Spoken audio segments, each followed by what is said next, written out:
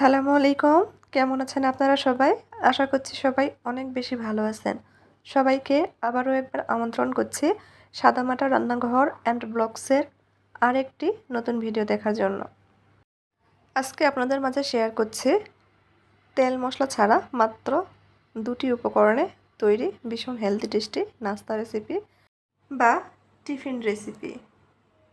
হাতে যদি কম সময় থাকে ঝটপট খুবই কম সময়ে তৈরি করে নিতে পারবেন।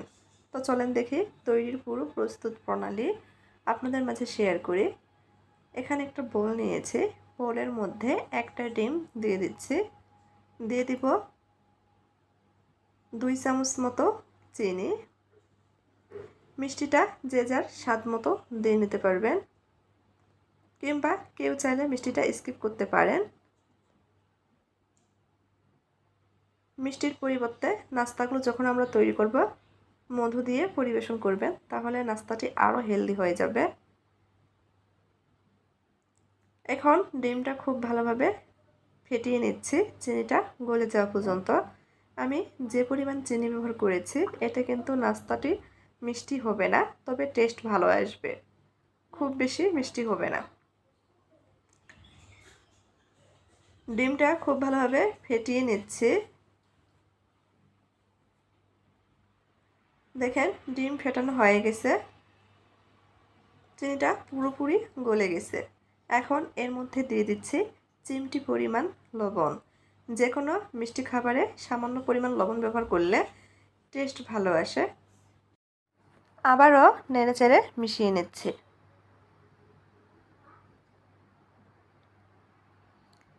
মিশিয়ে নিয়েছি, এখন দিয়ে দিচ্ছি 1 কাপ মতো আটা। নাস্তাটি আমি আটা দিয়ে তৈরি করছি, চাইলে আটার পরিবর্তে ময়দা ব্যবহার করতে পারেন। নেড়েচেড়ে মিশিয়ে নিচ্ছি।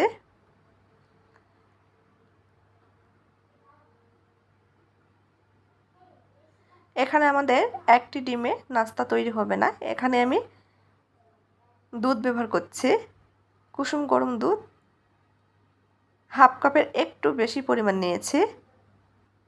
অল্প অল্প করে দিয়ে ব্যাটার তৈরি করে নিচ্ছি। আমি এখানে দুধ ব্যবহার করেছি, আপনারা চাইলে দুধ স্কিপ করতে পারেন, দুধের পরিবর্তে পানিও ব্যবহার করতে পারেন। তবে দুধ ব্যবহার করার কারণে কিন্তু এই নাস্তার টেস্ট অনেক বেড়ে যাবে। আপনারা শুধুমাত্র এখানে ডিম, আটা আর চিনি দিয়ে নাস্তাটি তৈরি করে নিতে পারেন। কেউ চাইলে চিনিটা স্কিপ করতে পারেন। নাস্তা তৈরি হওয়ার পর মধুর সঙ্গে পরিবেশন করে নেবেন, অথবা যে কোনো চাটনি, ভর্তা, মাংসের তরকারি দিয়েও কিন্তু খেতে ভীষণ ভালো লাগবে। অনবরত নেড়েচেড়ে স্মুথ ব্যাটার তৈরি করে নিয়েছি। দেখেন ব্যাটারের মধ্যে কিন্তু কোনো প্রকার দানা বা শক্ত ভাব নেই। এখন এর মধ্যে আমি 1 চামচ পরিমাণ ঘি দিয়ে দিচ্ছি, আবারও নেড়েচেড়ে মিশিয়ে নিব।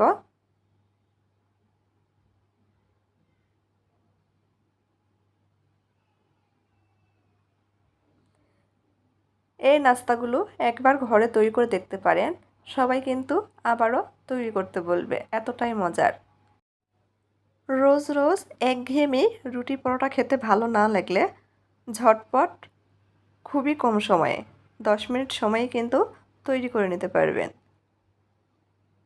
বাচ্চারাও কিন্তু অনেক পছন্দ করে। নাস্তা তৈরি করার জন্য ব্যাটার একদম তৈরি। চুলার উপর ফ্রাই প্যান বসে দিয়েছি, ফ্রাই প্যান খুব ভালোভাবে গরম করে নিয়েছি। সামান্য পরিমাণ ঘি দিয়ে দিচ্ছি, টিস্যু দিয়েই ফ্রাই প্যান মুছে নিচ্ছি। চুলার আঁচ লো হিটে করে রেখে দেব। তৈরি করে রাখা ব্যাটার থেকে 1/2 চামচের একটু বেশি ব্যাটার নিয়ে উপর থেকে এভাবে দিয়ে দিচ্ছি, এতে করে কিন্তু নাস্তাগুলো গোল শেপে তৈরি হবে। আমি এই নাস্তাগুলো ছোট ছোট করে তৈরি করছি, আপনারা আপনাদের পছন্দ মতো ছোট বড় যে কোনো শেপেই তৈরি করে নিতে পারেন। সামান্য পরিমাণ ঘি দিয়ে দিচ্ছি চারপাশে, কয়েক ফোঁটা বলতে পারেন। উল্টিয়ে পাল্টিয়ে ভেজে নিব।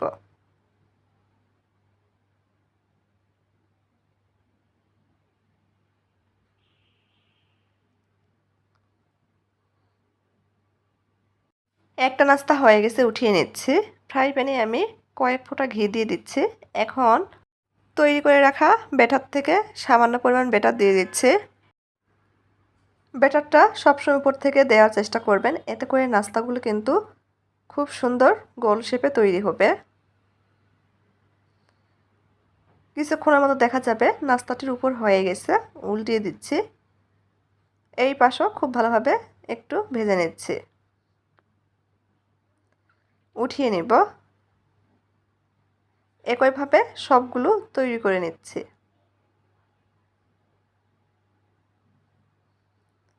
আমি সবসময় চেষ্টা করি আপনাদের মাঝে হাতের কাছে থাকা ঘরোয়া উপকরণের সহজ রেসিপিগুলো শেয়ার করার জন্য।